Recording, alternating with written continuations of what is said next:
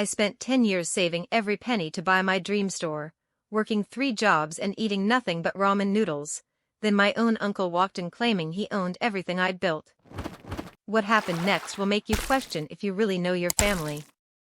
My name is Sophia, and this story starts when I was 16 years old. My parents died in a car accident, and I went to live with my grandmother in a small town called Millbrook. She was everything to me, kind, supportive, and she owned a little antique store on Main Street called Rose's Treasures. I loved that store. The smell of old wood, the way sunlight filtered through vintage glass, the stories behind every piece. Grandma Rose would let me help after school, and I'd listen to her talk about her customers like they were old friends.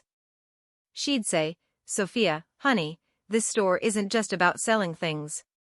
It's about preserving memories and bringing joy to people." When I was 18, Grandma Rose got sick. Really sick. Before she passed, she pulled me aside and said something I'll never forget. "That store has been my heart and soul for 40 years. I want you to have it someday, but you need to earn it. Work hard, save your money, and when you're ready, it'll be yours." The problem? Uncle Pete. Uncle Pete was my grandmother's youngest son, my father's brother. He'd always been the black sheep of the family, constantly asking Grandma for money, never holding down a job for more than 6 months. When Grandma got sick, suddenly he became the most devoted son in the world, visiting every day with flowers and fake smiles. After the funeral, Uncle Pete inherited the store. Legally, it made sense, he was her son, and there was no will specifically leaving it to me. But he promised me, right there at the grave site, that when I was ready and had the money, he'd sell it to me for a fair price. "Family takes care of family, Sophia," he said, putting his arm around my shoulders. "Your grandma would want this." So I believed him. God, I was so naive. For the next 10 years, I worked like a woman possessed. I got a job at a warehouse, working nights. During the day, I worked construction. Weekends, I did landscaping. I lived in the cheapest apartment I could find, a studio above a pizza shop that smelled like pepperoni and had rats the size of small cats. My friends thought I was crazy. While they were going out, dating, having fun, I was saving every single penny. I'd eat the same meal every day, peanut butter sandwiches and instant noodles. I wore the same 3 outfits until they had holes in them. I didn't own a car until I was 26, and even then it was a 15-year-old Honda with more miles than a NASA spacecraft. But I had a goal. Every morning, I'd drive past Rose's Treasures on my way to work. Uncle Pete had renamed it Pete's Antiques, which broke my heart, but he was keeping it running. Sort of. The windows were dirty, the paint was peeling, and I could see through the glass that it was only half-stocked. But it was still there, waiting for me. Every few months, I'd call Uncle Pete to check in. "How's business?" I'd ask. "When do you think you might be ready to sell?" "Oh, you know, Sophia," he'd always say. "Business is tough. Let me think about it. Maybe next year." Next year became the year after, then the year after that. But I kept saving. By year 7, I had $50,000. By year 9, I had $75,000.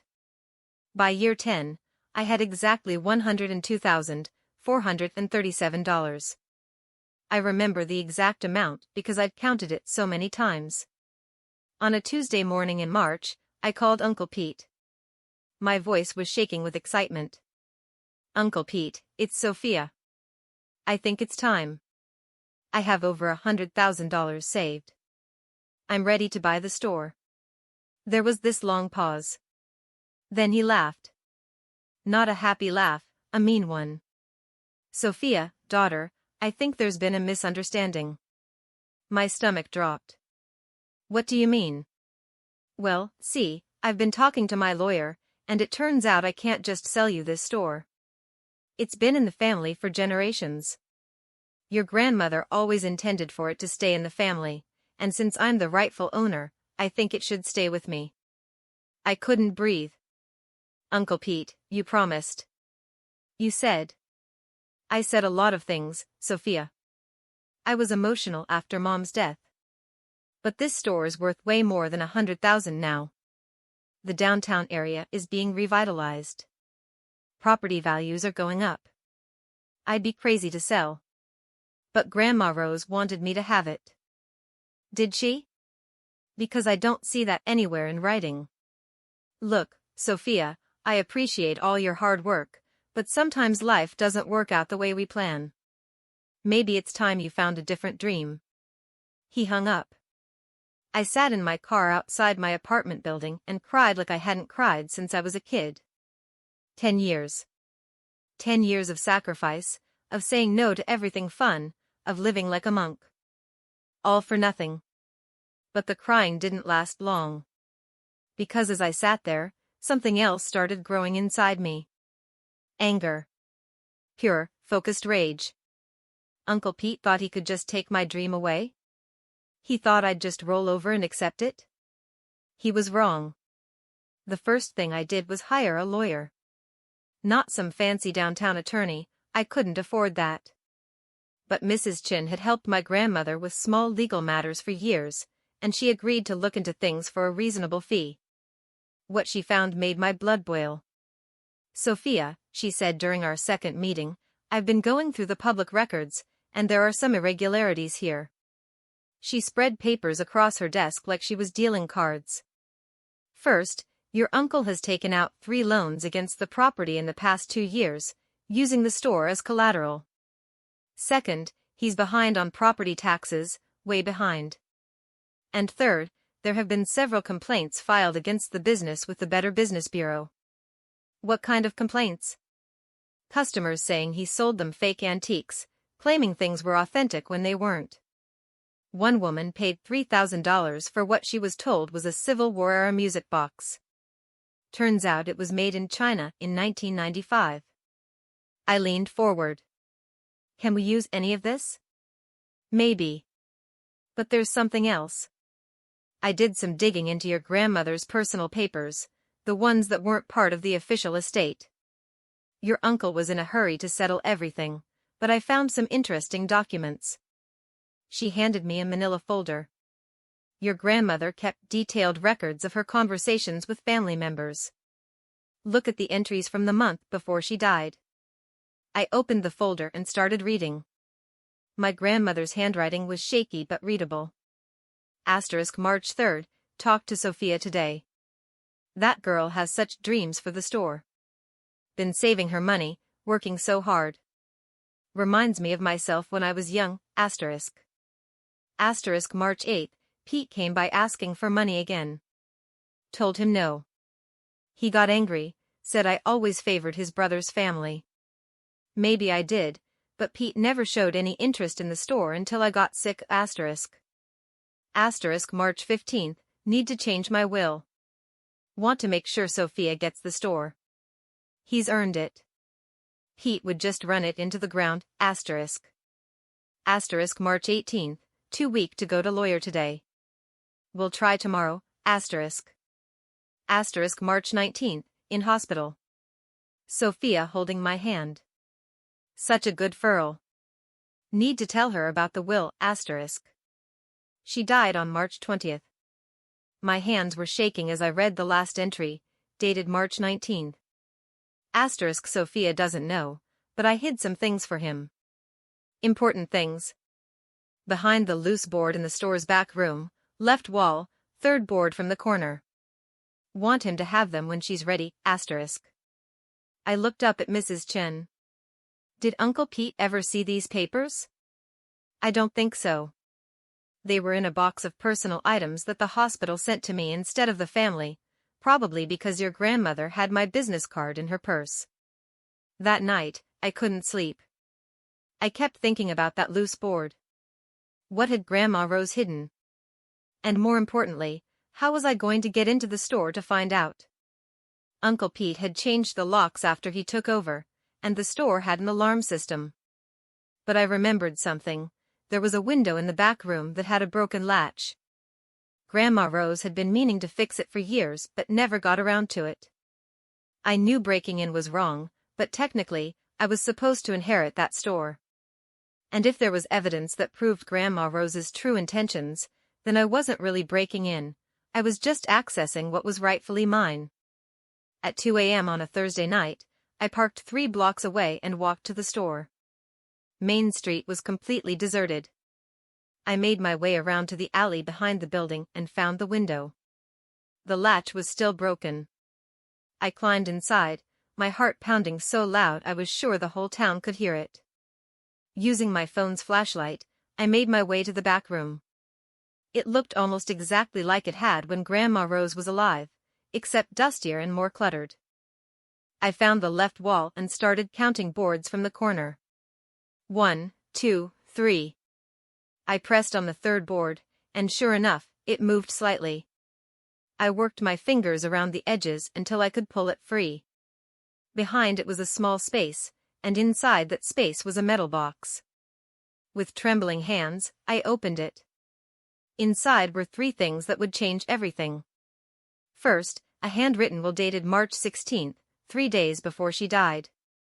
In it, Grandma Rose left the store to me, with specific instructions that Uncle Pete could live in the apartment above it rent-free for 1 year to help him get on his feet, but that ownership would transfer to me on my 28th birthday, which had been 6 months ago.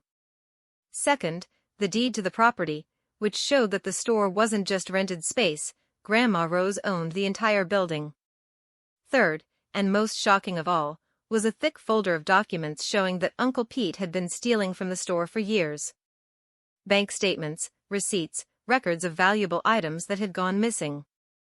Grandma Rose had been documenting everything, probably hoping he'd change. At the bottom of the folder was a note in her handwriting. Asterisk Sophia, if you're reading this, then Pete didn't keep his promise to you, and you've had to go looking for the truth. I'm sorry I couldn't tell you before I died. I wanted Pete to do the right thing on his own. This store is yours, honey. It always was. Don't let anyone tell you different. Love, Grandma Rose asterisk. Asterisk there's one more thing Pete doesn't know. I've been recording our conversations for the past year. The recorder is in my old jewelry box upstairs. You might find some interesting things, asterisk. I sat on the floor of that dusty back room and cried, but this time, they were tears of relief and determination. The next morning, I called Uncle Pete.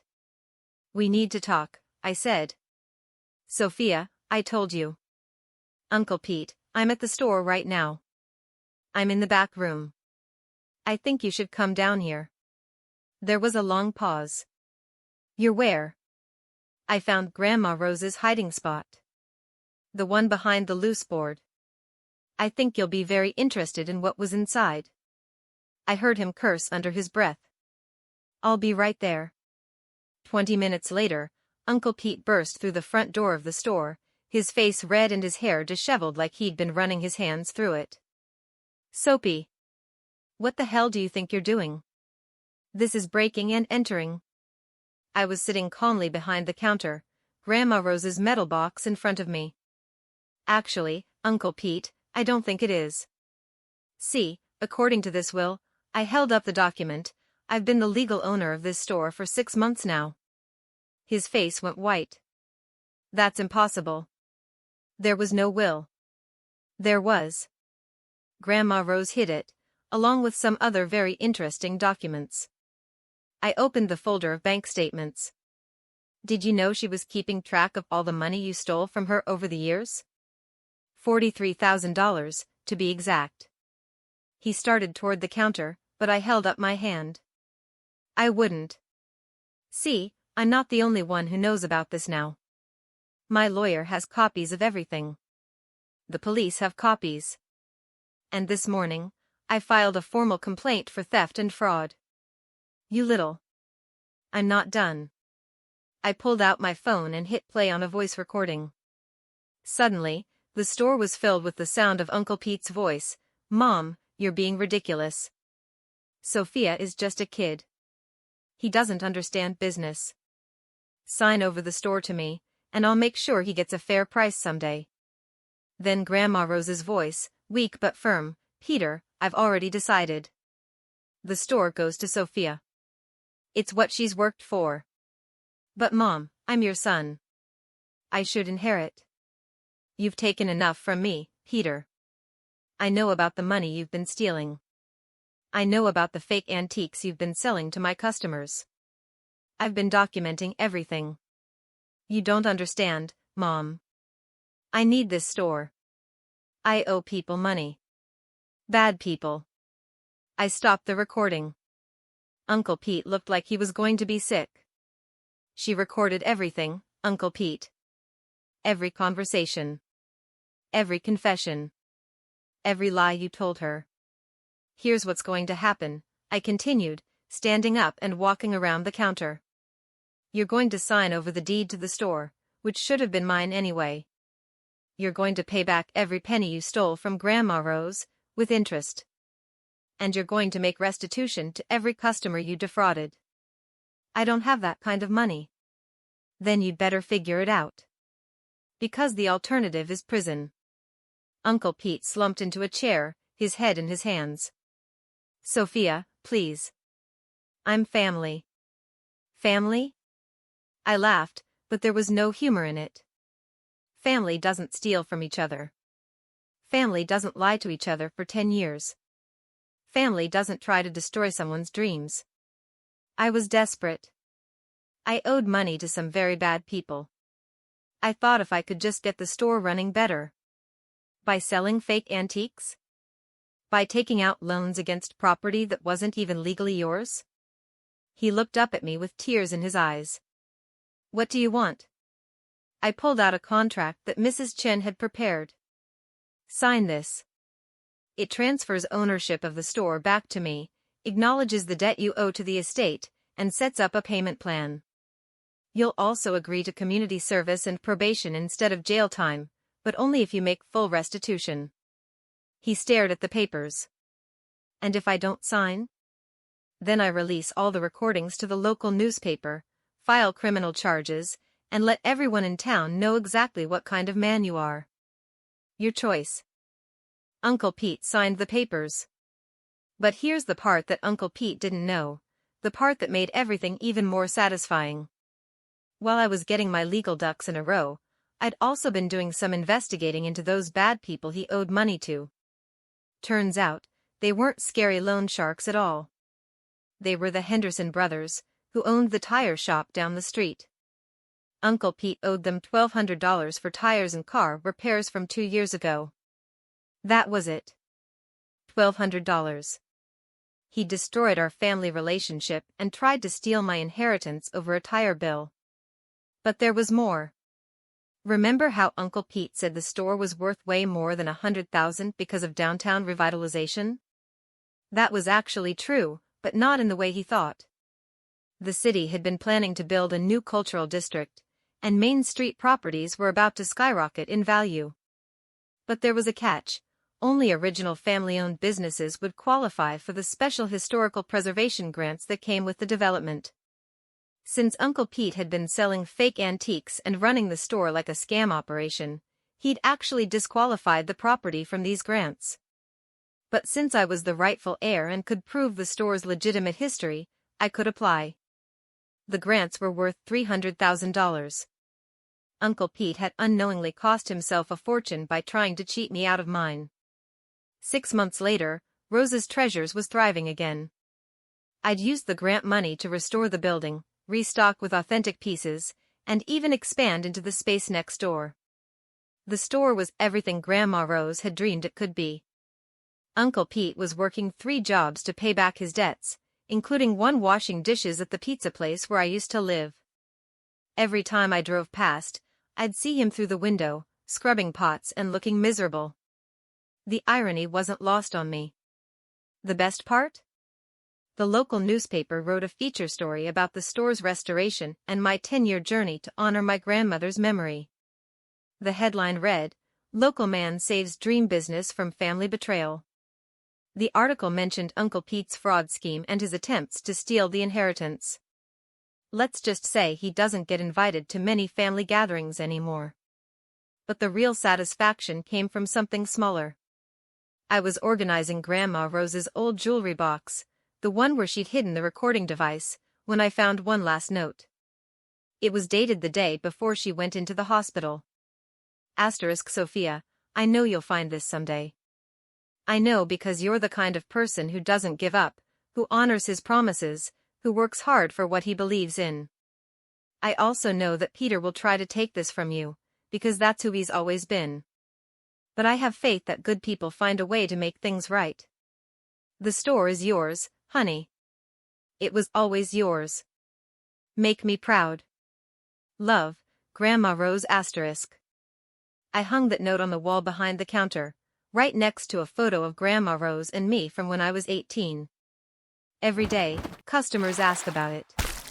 And every day, I get to tell the story of how persistence, hard work, and a little bit of justice can overcome even family betrayal. Uncle Pete still lives in town, still working those 3 jobs, still avoiding eye contact whenever we pass on the street. Sometimes I wonder if he ever thinks about what would have happened if he'd just kept his promise to me. But here's the question I want to leave you with: was what I did revenge, or was it just justice? And what would you have done if your own family tried to steal your dreams? Let me know in the comments, because something tells me I'm not the only one with a family member who thinks they can take advantage of good people. And if Uncle Pete is watching this, well, the store is open until 6. You're welcome to come by and apologize anytime. But you'll have to get in line behind the customers who are actually there to buy something.